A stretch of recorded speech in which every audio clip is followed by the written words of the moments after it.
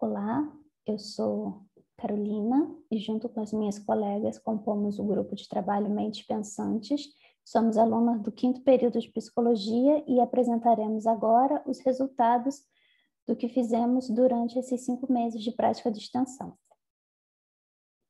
Eu participo do projeto Cartografias Sociais, que é um projeto de extensão interdisciplinar realizado pelas áreas de arquitetura, sociologia, psicologia, direito, assistência social, enfim, temos diversos discentes de áreas distintas que compõem o Cartografias Sociais, que é um projeto de extensão com o intuito de estudar a cidade, o território e as desigualdades sociais. Através dele, do qual faço parte de forma regular desde o ano passado, em 2020, surgiu a ideia de ampliar a nossa prática dentro dessa disciplina de extensão, do qual estamos apresentando os resultados agora.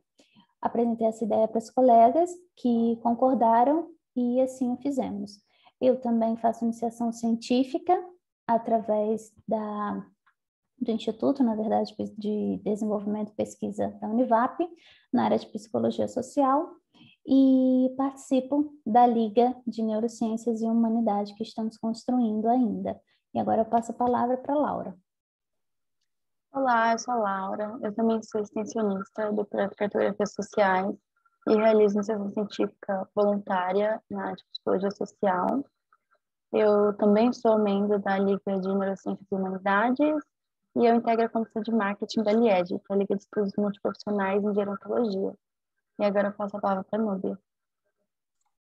Olá, eu sou a Núbia, eu sou graduanda em Psicologia e faço parte do projeto de extensão. Vou passar para a Isabel agora. Bom dia, sou a Isabel. Eu entrei esse ano no projeto de extensão Cartografias Sociais, junto com a Maria Carolina e com a Laura. Sou estudante do 5º semestre de Psicologia e eu sou diretora de Recursos Humanos da Liga Acadêmica de Neurociências e Humanidades. E passo a palavra para a Carol. A gente teve como público-alvo os estudantes do ensino médio da Escola Estadual Eumano Veloso, do qual buscamos atingir o objetivo de resgatar o vínculo com a educação e com o ensino, mitigando o risco de evasão escolar ou distanciamento escolar, algo muito presente imposto pela pandemia e esse formato de ensino remoto, do qual todos nós estamos assujeitados. O primeiro encontro foi feito no dia 9 de março, através da professora deles, da disciplina Projeto de Vida, da nossa professora orientadora de Sociologia e também com os alunos do ensino médio, do 2º e do 3º ano, que realizam iniciação científica júnior desde o ano passado, lá na Escola Humana. A proposta dessa reunião era que a gente pudesse escutar as demandas e a necessidade da comunidade áulica, para que a gente pudesse, então, avaliar de que forma o nosso conhecimento poderia agregar e contribuir com as necessidades deles. O primeiro passo para esse contato, além de falar com a professora e com a direção da escola, a professora deles, ela criou um grupo no WhatsApp que foi o nosso principal canal de comunicação, tanto em grupo com todos os alunos e a gestão escolar e as professoras, quanto no modo privado também, em particular com algumas alunas nos quais nós criamos vínculos mais estreitos.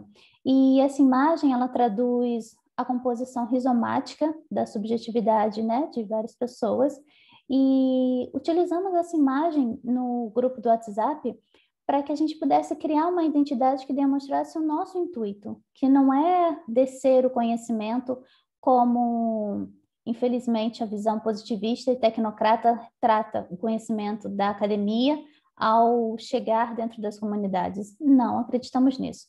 Acreditamos que a gente compõe, a gente troca saberes, e por isso a escolha dessa imagem, e também renomeamos o grupo, que até então se chamava Reunião com Univap, para projeto de extensão entre a Escola Humana e a Univap, porque o nosso intuito era esse, construir de forma colaborativa e em parceria com a escola. Fizemos um planejamento das demandas levantadas e, idealmente, 18 atividades macro foram apresentadas, mas devido aos 5 meses, que é o nosso tempo dessa disciplina de prática de extensão, nós vimos que seria inviável atingir e atender a todas.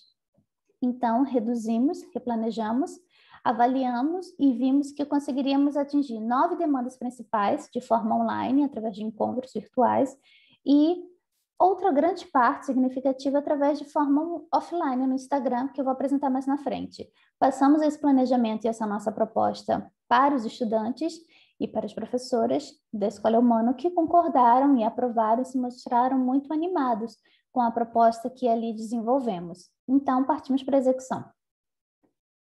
Os encontros virtuais ocorreram de forma semanal, desde março, toda terça-feira, às 15 horas, com a duração de 1 hora. E nesses encontros, nós falamos sobre diversos temas.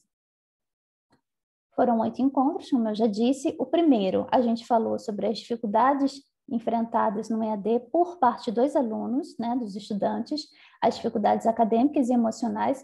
Trocamos muito com as nossas dificuldades que nós também estamos enfrentando, porque também estamos no estudo remoto. Depois, nós fizemos uma dinâmica, onde a gente pôde trabalhar ali as projeções futuras, né, para um futuro pós-pandemia que nós sabemos que vai acontecer, infelizmente ainda não temos certeza de quando, para que a gente pudesse reforçar a autoestima e reforçar essa máquina, né, de desejo sobre novos modos de existir, sobre a construção de um futuro, de uma carreira nesses estudantes. Depois ministramos uma oficina de trabalho com o intuito de mostrar o que é o mercado de trabalho, como faz um currículo, como se prepara para uma entrevista. E depois seguimos com uma roda de conversa falando sobre luto e finitude, abordando essa questão da morte, que é um medo que circunda todos nós, um medo da nossa morte, da morte de quem amamos. Infelizmente, um tema não muito peculiar no cotidiano da nossa sociedade, mas que precisa ser dito. Então, fizemos esse encontro, em seguida falamos sobre preconceito em relação ao território em que se vive ou que se estuda, a partir de animações japonesas, que é um entretenimento que os estudantes demonstraram ter muito interesse. Depois nós fizemos um encontro de dificuldades no ensino remoto, focado nos professores. A ideia ali era promover um espaço de escuta reflexiva, de acolhimento e trabalhar a afetividade entre os pares e também com os alunos. Depois, uma aluna do ensino médio se propôs a ministrar essa roda literária apresentando a sua poetisa preferida, Emily Dickinson, uma vanguardista, e foi uma roda muito prazerosa. Inclusive, vocês vão ver depois a gravação do extrato, né, do que nós fizemos, porque a gente não gravava os encontros.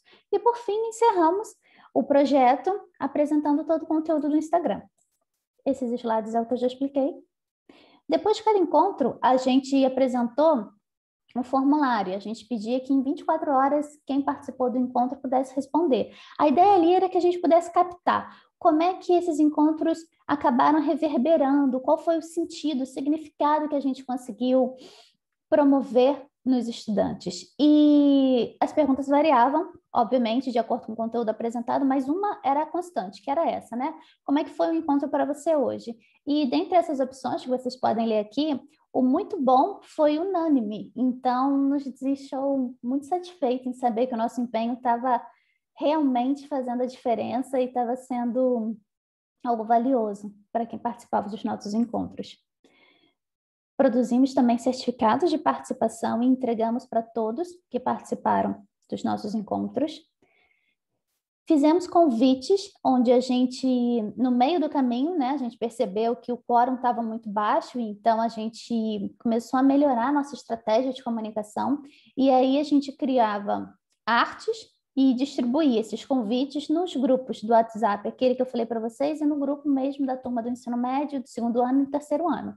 Falamos com a vice-diretora, que também colocou na rede social da escola. E a ideia ali é que a gente pudesse trazer, né, de uma forma muito mais ativa e participativa, os encontros que a gente faria para despertar o interesse e a curiosidade. E mesmo de forma tímida, a participação aumentou.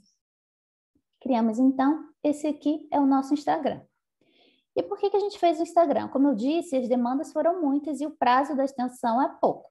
Então, a gente fez as prioritárias, encontros virtuais, e aquela que a gente conseguiu fazer de forma offline, pensamos em colocar numa rede social. Perguntamos aos estudantes qual era a melhor rede social e eles nos indicaram o Instagram, que era algo mais comum e usual no seu dia a dia. Assim o fizemos. O GT Mente Pensantes também tem um Linktree, né, que é o site, onde a gente colocou conteúdos mais densos, que não cabe dentro do objetivo do Instagram, que são cards curtos, né? Um deles é o Guia das Faculdades de São José e as formas de acesso. Essa foi uma demanda trazida pelos estudantes, pelas professoras, e eles demonstraram também que não têm interesse em fazer nenhum ensino superior fora da cidade de São José dos Campos. Então, nós fizemos um vasto mapeamento mostrando quais são as opções de curso de nível superior, quais são as instituições públicas e privadas em São José e também quais são as formas de acesso. Nós também criamos esse outro com uma listagem de aplicativos e cursos online e gratuitos para preparação para o Enem e também de inglês, né? Disponibilizamos também essa ferramenta de autoinvestigação de habilidades e competências, que foi apresentada durante a oficina de mercado de trabalho. E convidamos uma advogada especialista em direito trabalhista para responder as principais dúvidas que surgiram sobre os direitos do trabalhador oriundo do encontro da oficina 3.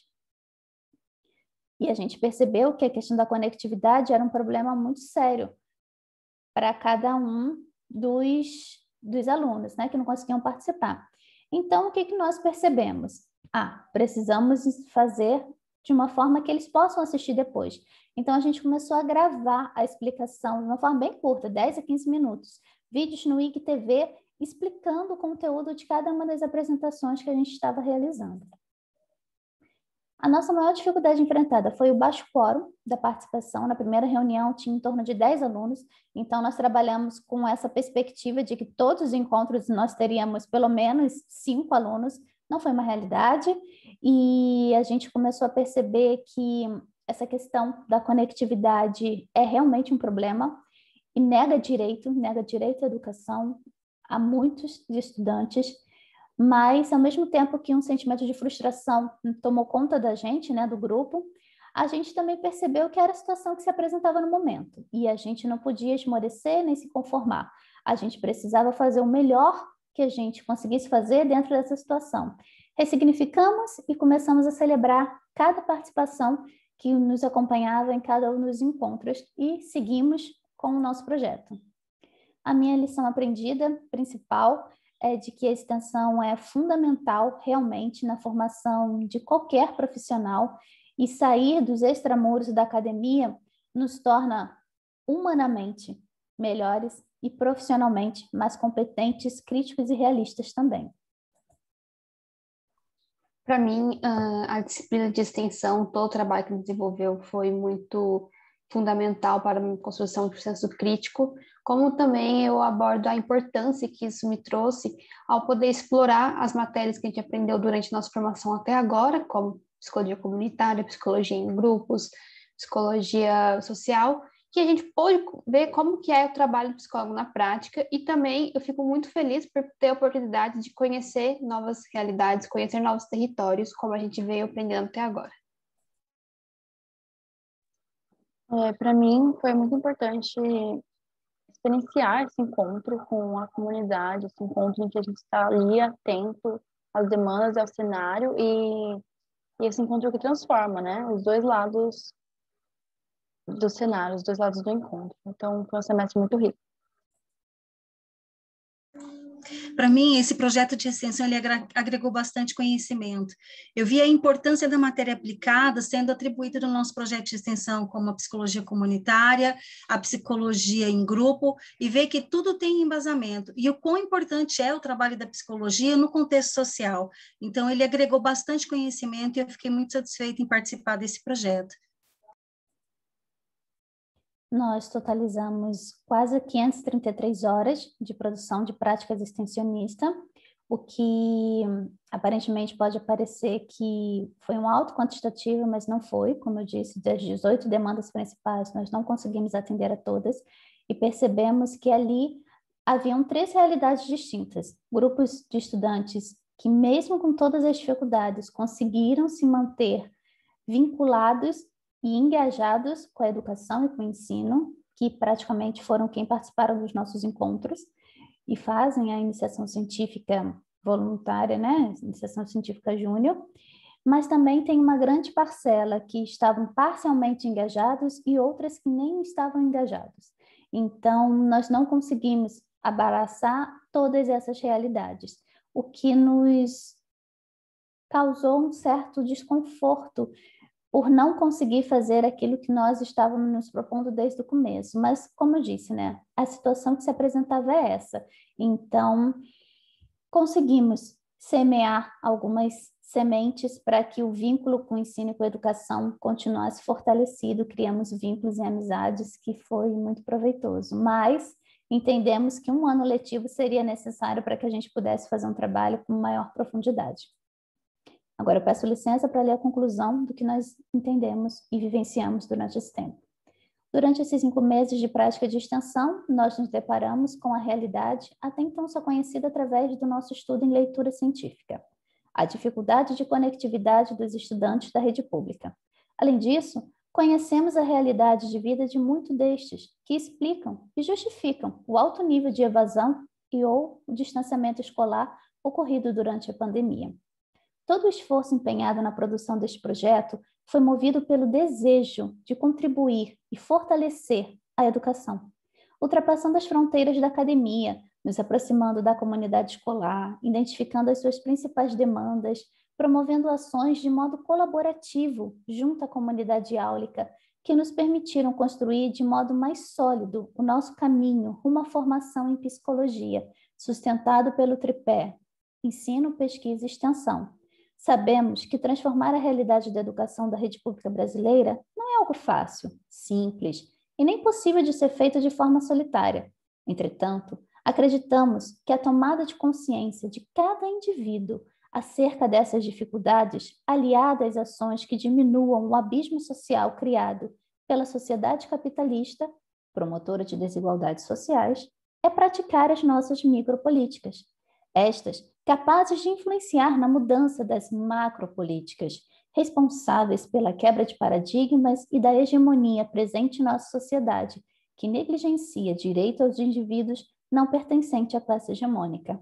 Seguimos, felizes pelo projeto construído em conjunto com a comunidade, mas nunca satisfeitas e plenas porque sabemos que a luta é longa, e a inquietude que nos atravessa ao nos confrontarmos na prática com as dificuldades sociais mobiliza em cada uma de nós o desejo de continuar a lutar por uma educação emancipadora e inclusiva para todos.